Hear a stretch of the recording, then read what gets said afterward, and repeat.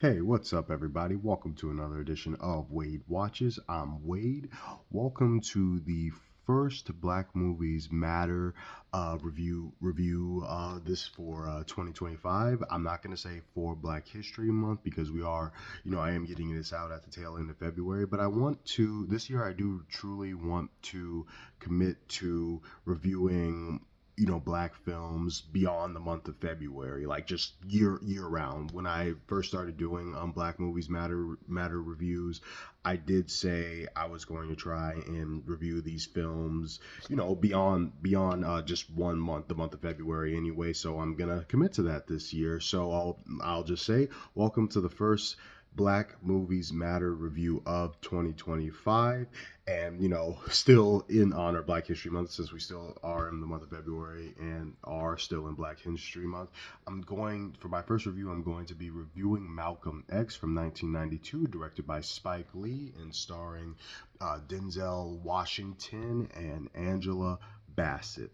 So this is, just to keep this one very short, I'm not gonna, honestly, even though this is a 3 hour and 20-minute long epic, I don't really have much to say about it because, getting straight to it, it's one of those perfect Hollywood epics that, despite that nearly 4 hour runtime, never drags, never feels boring. Never, there's no scene that plays out like overstays its welcome. This is one of those perfect epic movies that perfectly justifies that nearly 4 hour runtime, because, to simply put, to you know even attempt the monumental task of fully documenting the life of one of the most dynamic figures in history, not just black figures in African American history, but just one of the most dynamic figures in history,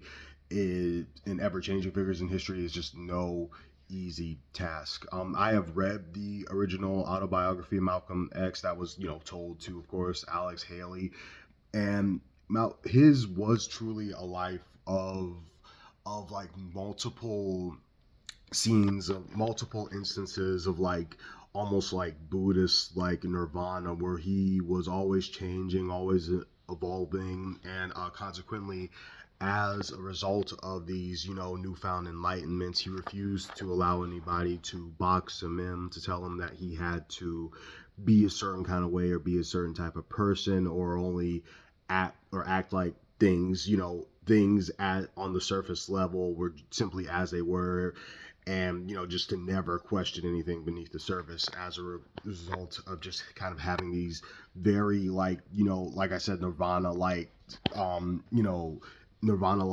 states of enlightenment throughout his life, up until his unfortunately all too early death in 1965, when he was just 39 years old. And Spike Lee perfectly captures that there, by just like showing, literally more or less showing us everything. Now, I guess to be fair, with as long as this film is, you don't necessarily see the life play out chronologically.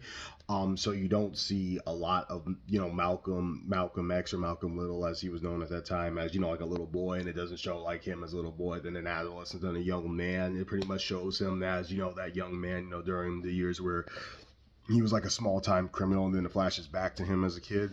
So you don't get to see a lot of that, but nonetheless, I still felt like it pretty much did show me the whole life from start to finish. Despite it not technically not showing, like, oh, he's a baby, and then we're gonna begin with him as a baby, then we're gonna end with his death. I still really felt a sense of completion after watching this one, and it was spectacular. And of course, in front of the camera, it's the man, it's the legend, Denzel Washington, excuse me. And despite not at all looking like the real Malcolm X, he really does manage to, like, hone his mannerisms, his way of speaking, that fiery, intense way of speaking that only Malcolm had, that made you want to get up and do something, and fight all the injustice in the world. Denzel nails that to a T. And all the more impressive is, speaking of just a life that was full of like very major changes, and someone who did not remain the same way for the entirety of his life. Denzel Washington nails that perfectly. I genuinely believed him when he was, a petty crook. I genuinely did believe him when he, converts to Islam and wants to, change his ways. And I genuinely did believe him when he found out some very inconvenient truths, in regards to the Nation of Islam. I don't want to get into too much, but it's a film based off of a real life civil rights figure that most people are familiar with. But still, I don't want to spoil the whole movie for you. But let's just say I genuinely did believe that this man was evolving throughout his life in pretty major ways, thanks to Denzel Washington's excellent performance.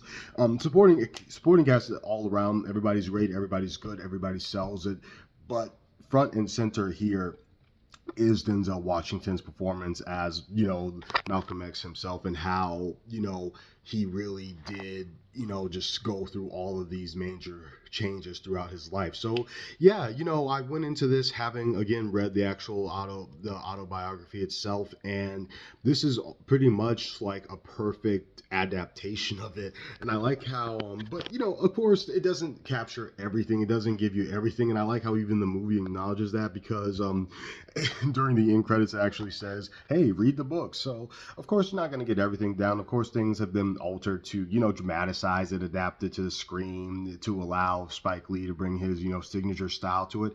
But it still all works, and it's still a really solid adaptation of the autobiography of Malcolm X, and a solid, respectful depiction of the life of Malcolm X. And what I really appreciate about this film just merely existing is to dispel the bullshit rumors that Malcolm X was nothing more than, the foil of Martin Luther King Jr. Martin Luther King advocated nonviolence, and Malcolm X advocated violence against white people. I resent the fact that even to this day, people think that that's all this man stood for, that's all this man wanted. That's his only long lasting legacy. Like, I resent the shit out of people thinking that's all Malcolm was. Like, Martin Luther King advocated for turning the other cheek. So the ergo de facto Malcolm X was nothing more than the guy who advocated for kicking the shit out of Whitey. Like, that's ridiculous. That's bullshit. That's not entirely true. And at the very least, if you watch this movie, you will see for yourself that there's much more to this person than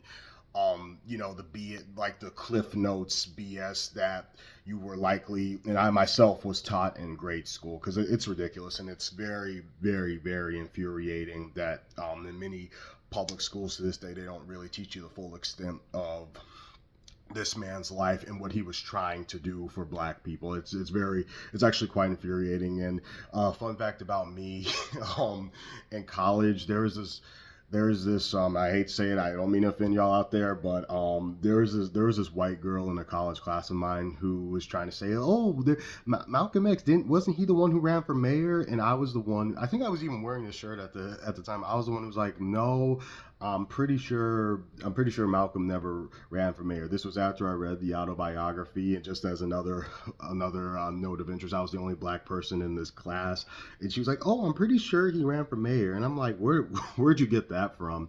I didn't say that to her face, but I'm just saying. So yeah, all of that goes to say, like, I'm really grateful for, to Spike Lee for making this thing, to demonstrate, like, even if people don't sit down and read the autobiography or heavily research Malcolm X's life, for having a film out there that is nearly 4 hours long to show Malcolm X wasn't just this one thing, wasn't just this one way, didn't stand for this one thing. That, again, American history has wrongfully taught many people that he did stand for just this one thing. Unfortunately, not at all to my surprise, American history has done this man quite dirty. So I'm really grateful that this movie exists. I'm really grateful that it does, for the most part, remain faithful to the autobiography of Malcolm X, and that it does show these different stages of his life and how widely contrasting they are how one is from the other, to show that again there was a lot more to Malcolm than what you think there is.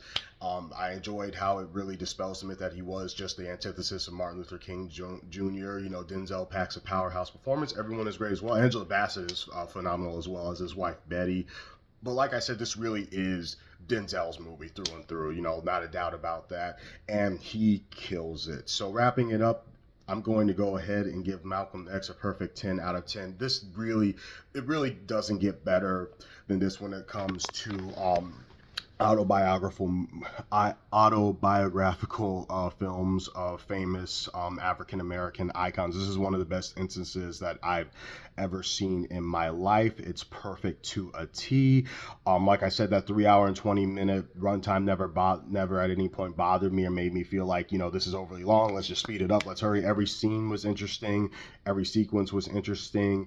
And I love how, you know, we're in the streets of Harlem, and then we're all the way in Mecca in the Middle East and Saudi Arabia and Egypt. It's properly epic, powerful, and moving. And you know, that ending montage, man, moist the eye. So yep, it's a perfect film, one of Spike Lee's best, if not his best in my opinion. And Malcolm X is a perfect 10 out of 10. This has been another edition of Wade Watches. This has been my first Black Movies Matter review of 2025. Malcolm X is one of the greatest movies I've ever seen in my life. If you haven't seen it yet, check it out. Let me know what you think. And I'll see you all you lovely people next time. Peace.